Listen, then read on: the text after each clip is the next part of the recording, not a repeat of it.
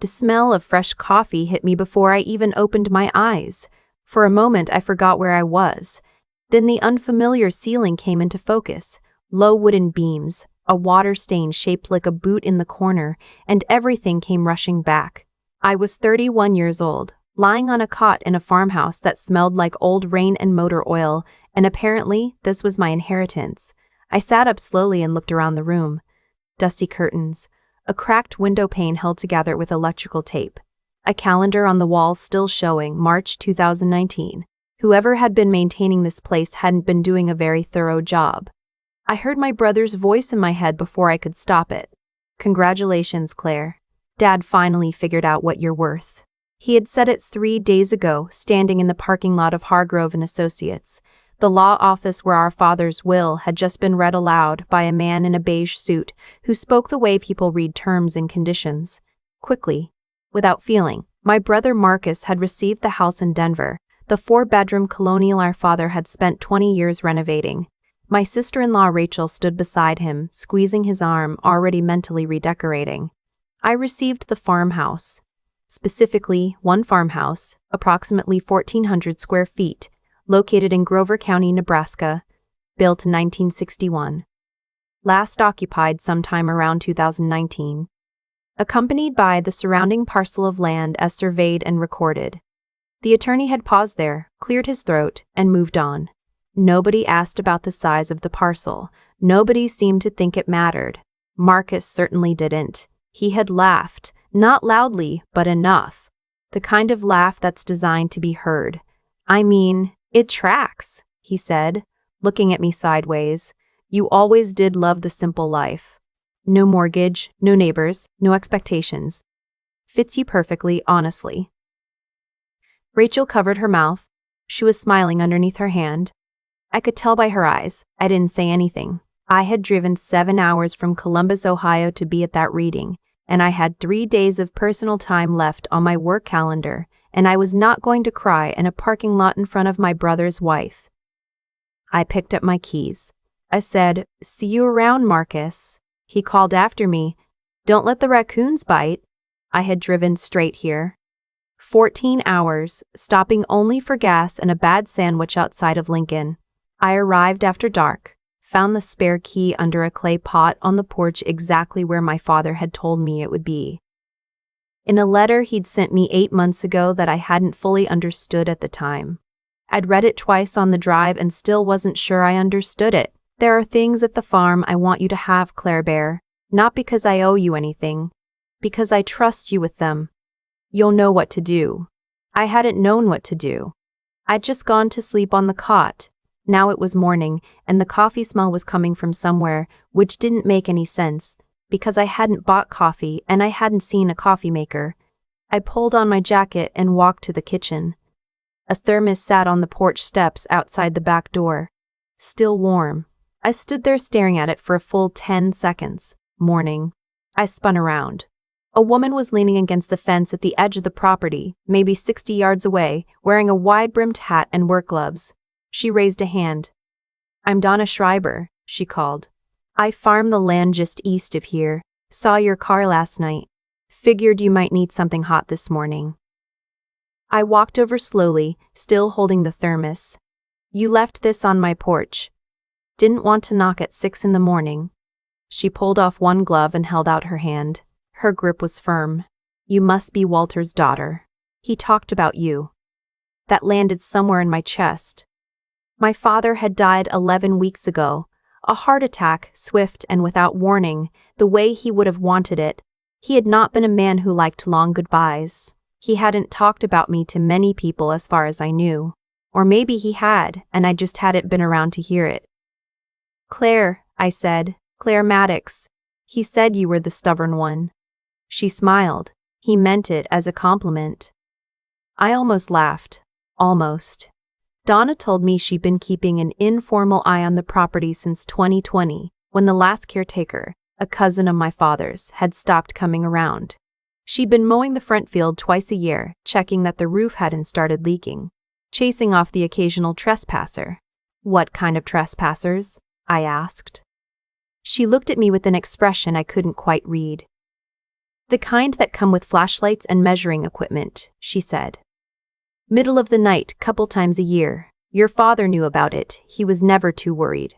She paused. I always thought that was interesting. I thought about that on and off for the rest of the morning as I walked the property. The farmhouse itself was rough. The kitchen linoleum was buckling at the corners. The bathroom had a tub with feet that had rusted to the floor. The back bedroom ceiling had a water stain that was either old or ominous. I couldn't tell yet. The whole place smelled like a box of old paperbacks left in a garage, which is to say it smelled familiar in a way I hadn't expected, because my father had been a reader, and his study in Denver had smelled exactly the same. Marcus had gotten the study, along with the rest of the house. I found the root cellar around 11. It was accessed through a wooden door in the floor of what had apparently been a mudroom, and it had a combination lock on it that I should not have been able to open. But the combination was my birthday, month, day, year, and when I crouched down in the dim light and saw what was inside, I sat back on my heels and stayed there for a long time. There were boxes, old ones, neatly labeled in my father's handwriting, property surveys, county records, a manila folder thick with correspondence, a small metal lockbox with a key taped to the side, and on top of everything, an envelope addressed simply, Claire. I brought it all upstairs. I made myself a glass of water. I sat down at the kitchen table and opened the letter. If you're reading this, you found the cellar. Good. I knew you would. Your brother would have sold this place within a week without ever setting foot in it, and that would have been a shame. What's here matters. What's under here matters more. 22 years ago, I had this land surveyed by a geologist named Frank Okafor, who was working a contract out of Omaha. He found something I wasn't expecting. I want you to read his report. It's in the blue folder before you decide what to do. I want you to talk to Donna Schreiber, if she's still there. And I want you to call the number on the card inside the lockbox. Don't tell Marcus. Not yet. Maybe not ever. That's your call, not mine. You were always the one who knew how to wait. That's the most important skill a person can have, and I never told you that enough. I love you, Claire Bear. The land loves you too, even if it doesn't know it yet. I set the letter down. I picked up the blue folder. I read Frank Okafor's survey report twice. Then I read it a third time. Then I sat very still at that kitchen table for approximately 40 minutes, doing nothing but looking out the window at the fields. The fields that, according to a geological survey conducted in 2003 and updated twice since, sat directly over one of the largest undeveloped natural gas deposits in western Nebraska. My phone rang at 2 in the afternoon. Marcus. I let it go to voicemail. He left a message. Hey, just checking in. Rachel wants to know if you thought about what you're doing with the place. Like, whether you're going to sell it or whatever. We're not trying to pressure you, we have some people who might be interested in the property, and they'd want to move quickly. So just, let us know. I listened to it twice. Then I called the number on the card inside the lockbox. A man named Henry Aldis answered on the second ring. He said he'd been waiting for my call. He said my father had told him I'd call eventually. He just hadn't known when. He said he represented a consortium of energy interests that had been in conversation with my father for several years, and that the most recent offer on the table, which had been extended informally before my father's passing, was still valid if I wanted to discuss it. I asked him what the offer was. He told me. I wrote the number down on the back of my father's envelope. I looked at it for a long time. Then I said, I'll call you back in 2 weeks, Mr. Aldis. He said that was fine. He sounded like a man who was used to waiting. I spent those 2 weeks at the farmhouse. I drove into the nearest town. Callaway, population 2,800, 2 stoplight and a diner called Patsy's, and bought cleaning supplies, a real coffee maker, a set of sheets that didn't smell like 2019. I fixed the electrical tape on the window with actual weather stripping. I had a contractor come look at the roof and found out it was structurally sound, just cosmetically rough. I had the rust on the bathtub feet evaluated and found out it was surface only. Donna came over for coffee 3 times. She told me about the trespassers in more detail, how they'd been coming since around 2015, how they always seemed to know which part of the land to walk toward. How my father had once stood on the porch with a flashlight and just watched them without saying anything. How he told her afterward, "Let them look. Looking doesn't cost me anything." He knew, I said. He knew, she agreed. I called an attorney in Lincoln, not Hargrove, a different one, a woman named Patricia Voss, whose name I found in a bar association directory. I explained the situation. She reviewed the will, the survey, the correspondence, and the offer. She asked me several questions I hadn't thought to ask myself. She said I should take my time and not let anyone rush me. I appreciated that. Marcus called 4 more times in those 2 weeks. The calls got incrementally more specific. The first was casual, just checking in. The second mentioned that he'd done some research and the property might have some value he hadn't initially realized. The third mentioned a developer he knew who was interested in agricultural land in Nebraska. The fourth was Rachel calling from Marcus's phone, which I thought was an interesting choice. "We're just worried about you," Rachel said in a voice that had never once been worried about me. "Out there alone. It's a lot to take on. Marcus thinks it might be smart to liquidate and split whatever you get just to keep things fair. Even things out a little." I had grown up with Marcus. I knew what even things out meant coming from him. It meant I didn't realize what you had, and now I do, and I want some. "I appreciate the concern," I said. "I'll be in touch." I hung up and sat on the porch and watched the sun go down over my father's fields. My fields. The 2 weeks ended. I called Henry Aldis back. We talked for an hour. I asked Patricia Voss to review the terms. We negotiated 3 specific clauses that she said were non-standard but reasonable given the circumstances. On a Tuesday morning in what had become, without my fully deciding it, my kitchen, I signed the preliminary agreement. The number on the back of the envelope was not a final number. It was a starting number. Patricia had increased it by 18%. I drove to Denver the following Saturday. Marcus opened the door in a Broncos hoodie, looking surprised to see me. Rachel appeared behind him a moment later, holding a coffee mug, looking less surprised and more calculating. I came inside. I sat down. I did not want coffee. I told them I had decided what to do with the farmhouse. Marcus said, "Great, so?" I said I was keeping it. He stopped. I said I had entered into a preliminary agreement with a licensed energy consortium regarding subsurface mineral rights on the property, and that the terms had been reviewed by my attorney and were satisfactory. There was a silence. Rachel said, "Wait, what does that mean?" I explained what it meant. I kept my voice even. I practiced being even. Donna had told me once that the most powerful thing a person can do is stay calm when the other person is running out of rope, and I had thought about that a lot in the past 2 weeks. Marcus's face went through several stages. Surprise, confusion, a recalculation. Then something harder. "Dad knew about this," he said. "Yes." "And he left it to you?" "Yes."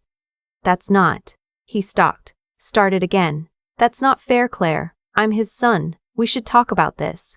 We should get a second opinion on the will." I looked at him. I thought about the parking lot outside Hargrove and Associates. I thought about the laugh that was designed to be heard.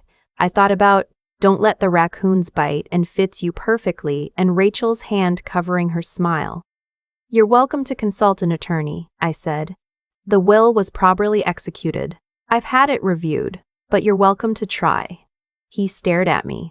"Claire." "I drove 7 hours to be at that reading," I said. "I drove 14 hours straight to get to a property nobody thought was worth anything.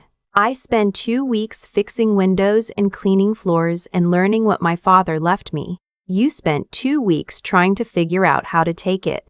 I picked up my bag. "I think we're done here." Rachel said my name as I stood up. I looked at her. I thought about what I wanted to say. I had a lot of options. I picked the most honest one. "You should have been kinder," I said. "In the parking lot, both of you." I drove home. Not to Columbus. I had given notice on my apartment 2 days before, a decision that had felt reckless at the time and felt obvious now. I drove to Callaway, Nebraska.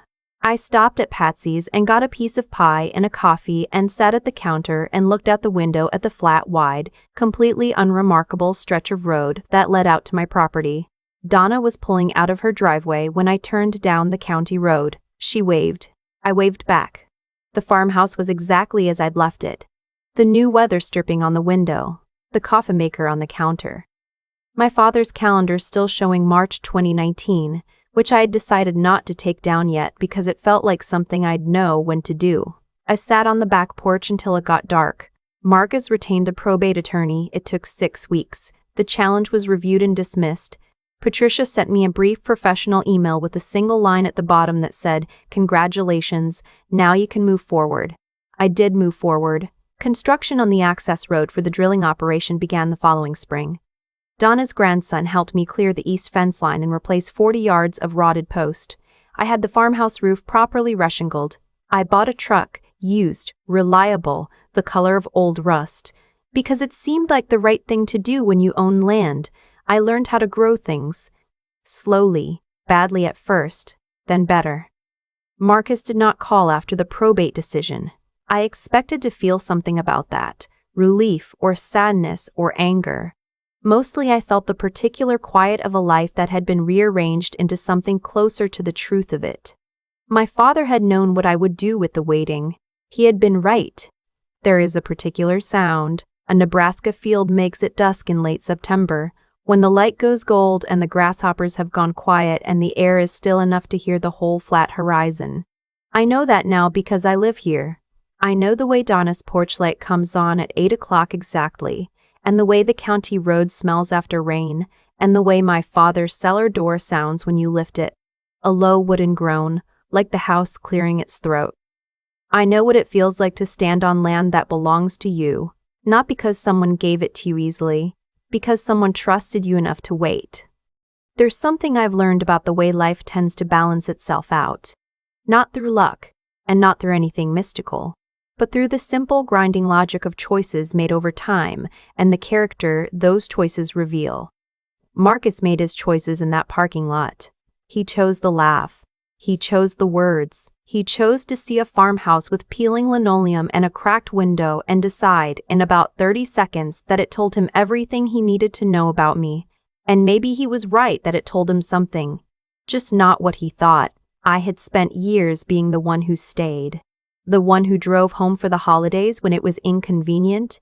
The one who sat with my father through 2 hospital stays that Marcus was too busy to manage. The one who answered the phone calls at odd hours, who listened, who showed up. I wasn't doing any of that to earn something. I was doing it because it was right. But here's what I've come to understand. Character isn't invisible. It accumulates. The people who love you see it. My father saw it. He didn't leave me the farmhouse as a reward. He left it to me because he trusted me to understand it, and there's a difference. Marcus was given the beautiful thing. The house he had always admired, the renovation project our father had poured 20 years into. He received exactly what he had always wanted, and he received it easily, and he never once stopped to ask whether easy was the same as earned. I was given a cellar door and a combination lock set to my birthday, and a letter that said, "You'll know what to do." That gap between being handed something and being trusted with something is the whole story, really. I think about what it took to stay in that farmhouse those first 2 weeks. It wasn't comfortable. The cot was bad and the linoleum was buckling, and I had no real plan. What I had was patience, and I've come to believe that patience is not passive. It's one of the most active things a person can practice. It requires you to resist the pull toward the fast, easy answer. It requires you to sit with uncertainty long enough to let the real picture come into focus. My father had waited 22 years with that survey report in a cellar. He had watched people come onto his land with flashlights and measuring equipment, and he had simply stood on his porch and let them look. That kind of stillness is a form of intelligence that doesn't get talked about enough. And then there's the question of what you do when someone underestimates you. Marcus assumed I would fold. He assumed that a woman who drove a 14-hour round trip alone and showed up to a rundown farmhouse in Nebraska must not know her own worth. He was wrong, but I want to be careful here because proving him wrong was never the point. The point was the land. The point was my father's letter. The point was Donna leaving a thermos on my porch at 6 in the morning because she decided, based on nothing but watching me walk the property, that I was someone worth helping. The life I'm building here wasn't given to me, it was waiting for me to be ready to receive it. I think that's the truest version of how things work. Not that good things fall on good people from the sky, but that the person you've been building yourself into, quietly, over years, that person eventually steps into the right room at the right time and knows exactly what to do. I knew what to do,